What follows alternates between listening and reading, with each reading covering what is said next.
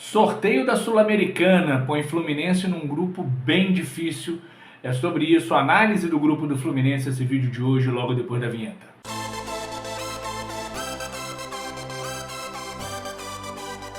Fala galera, saudações tricolores, tudo bem com vocês? Foi realizado agora à noite, agorinha mesmo, o sorteio da Sul-Americana e da Libertadores do ano de 2025.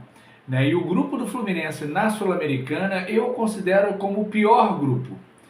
E eu explico a você, não é pela qualidade técnica dos adversários, não. Isso aí tá bem tranquilo. O Fluminense pega a União Espanhola do Chile, Once Caldas da Colômbia e San José da Bolívia. O União Espanhola é um time fraco tecnicamente, como é fraco tecnicamente o futebol chileno hoje em dia. Vai ser muita correria, muita pancadaria lá no Chile, vão bater bastante, possivelmente com a conivência da arbitragem da Conmebol, mas é totalmente acessível ao Fluminense vencer lá e vencer no Maracanã. Óbvio que eu estou falando de um Fluminense jogando bola, o Fluminense do Mano Menezes eu já não sei. Mas esqueçamos um pouco o pseudo-técnico do Fluminense, vamos analisar só os confrontos. Então, a União Espanhola é factível que o Fluminense consiga os 6 pontos, ou na pior das hipóteses, 4 pontos, um empate lá e uma vitória no Maracanã. E aí começam os problemas. O Fluminense pega o Once Caldas da Colômbia, uma viagem extremamente demorada e chata para Manizales, que fica numa altitude de 2.100 e poucos metros, então é uma altitude, já traz um probleminha, vamos dizer assim, mas nada muito grave. Mas é uma viagem extremamente longa para Manizales e com um time que o fato de ter sido campeão da Libertadores lá atrás não traz para ele a coisa do grande adversário do Fluminense. Porém, jogar na Colômbia sempre é difícil, sempre muita pressão, é muita correria que eles impõem, ao contrário do futebol chileno, não tem muita pancadaria, mas é muita correria, muita velocidade que os jogadores colombianos imprimem durante o jogo. Então, é possível o Fluminense ganhar as duas? É provável? Não sei. Então, 4 pontos seria bacana? Seria. Aliás, é sempre assim. Você joga um jogo fora e um jogo em casa, empatar fora e ganhar em casa, você sempre vai estar na boa. Por exemplo, num caso desse, o Fluminense faria 12 pontos e praticamente impossível não ser o primeiro do grupo e se classificar direto para as oitavas de final. Mas é uma viagem extremamente chata, para Manizales, na Colômbia, para jogar 2.100 e poucos metros de altura. Como eu falei, não é tão impactante, mas tem a correria do time colombiano, que vai ser certamente um problema. E aí depois o Fluminense pega o San José, possivelmente o pior time tecnicamente do nosso grupo. Mas é mais uma viagem chata e demorada para Oruro, na Bolívia, a mais de 3.700 metros, é mais alto que La Paz, só perde para Potosí. Então o Fluminense vai ter uma viagem desgastante, muito desgastante, e com uma altitude desumana. Eu volto a dizer, essa frasezinha que eles usam, se joga onde se vive, é uma das maiores, digamos, canalices que existem. Porque eles vivem lá, eles estão acostumados com ar rarefeito. Quem mora ao nível do mar não se acostuma rápido. E eles, quando vêm ao nível do mar, está tudo bem para eles. Então, se joga onde se vive, colocando em risco a vida de quem vai jogar, que mora ao nível do mar e vai jogar lá. Eu me lembro do Keno contra a LDU na final da Recopa, o Keno passando mal dentro de campo a 2.850 metros, que é a altitude de Quito.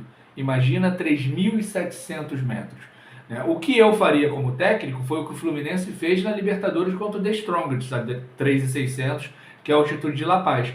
Bota os reservas, se perder, perdeu. Se ganhar, maravilha. Se empatar, maravilha. Vamos cumprir aquela rodada. Então vai ser um jogo muito difícil de vencer lá, não pela qualidade do San José, que é um time horroroso, mas pela altitude de 3.750 metros, se eu não me engano, ou algo próximo disso. Mais de 3.700 metros, com certeza. Então o grupo do Fluminense acaba sendo difícil não pela qualidade dos adversários, Os três são bem fraquinhos tecnicamente, mas fica difícil pelas viagens, não para Santiago do Chile, né, que é uma viagem tranquila, jogando ao nível do mar, né, mas vai ter um time que vai dar porrada a 3x2 e talvez com a leniência, né, e conivência da arbitragem, mas viagens muito demoradas, muito chatas para jogar em altitude. Uma que não prejudica tanto, 2.100 e poucos metros, e outra que é terrível a mais de 3.700 metros.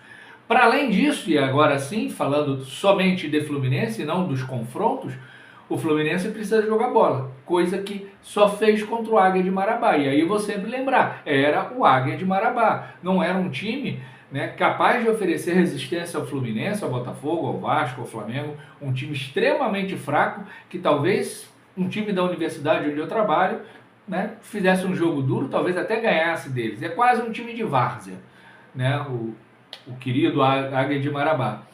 E foi o único jogo, efetivamente, depois teve contra o Volta Redonda, mas já nem tanto, foi um bom jogo, mas nem tanto, que o Fluminense jogou bola e só, e nada mais, sabe? As finais contra o Flamengo mostraram o Fluminense que não tem capacidade criativa, que não sabe sair na transição da defesa para o ataque, que chega no ataque é só chuveirinho, só bola alta na área, não tem uma construção de jogadas, né? Enfrentando um time forte como o Flamengo, o Fluminense acabou perdendo o título do Campeonato Carioca, que sempre repito, não vale porra nenhuma, mas agora vale. Copa do Brasil, Sul-Americana, Brasileiro e o Mundial de Clubes valem muito. E até quando o Fluminense vai ficar com um bom elenco e com um técnico medíocre que não consegue fazer o time jogar? Essa é a grande pergunta que devemos fazer ao senhor Mário Bittencourt. Vai continuar com esse pseudo técnico? Vai continuar com esse cara que nunca ganhou um título internacional? Nunca foi campeão de nada internacional. Na maior chance que teve, perdeu as Olimpíadas, né, com a seleção brasileira, com o Neymar e tudo, para o poderoso e o potente México, na Olimpíada de Londres. Então, o Fluminense vai continuar desse jeito, vai continuar jogando não futebol.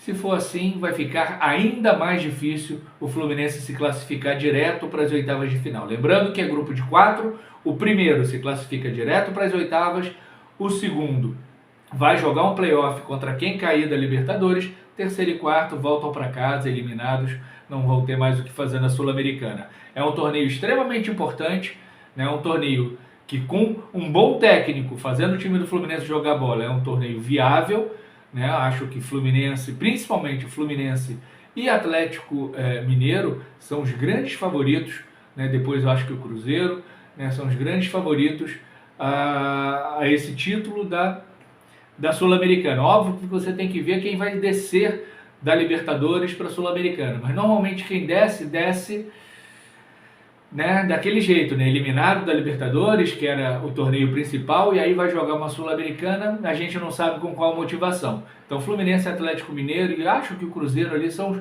os principais times da Copa Sul-Americana, desde que o Fluminense jogue futebol, né, porque o Atlético Mineiro está jogando, né, e com esse pseudo técnico vai ser difícil o Fluminense conseguir a sua classificação em primeiro lugar.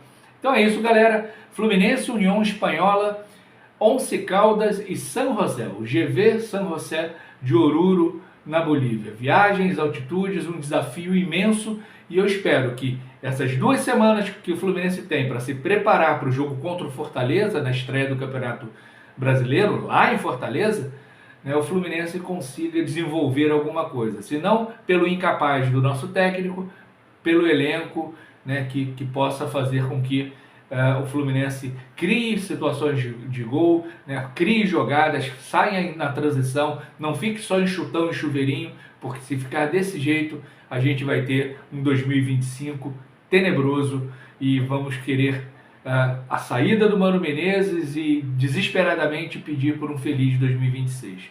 Um grande beijo, um grande abraço, tchau, tchau.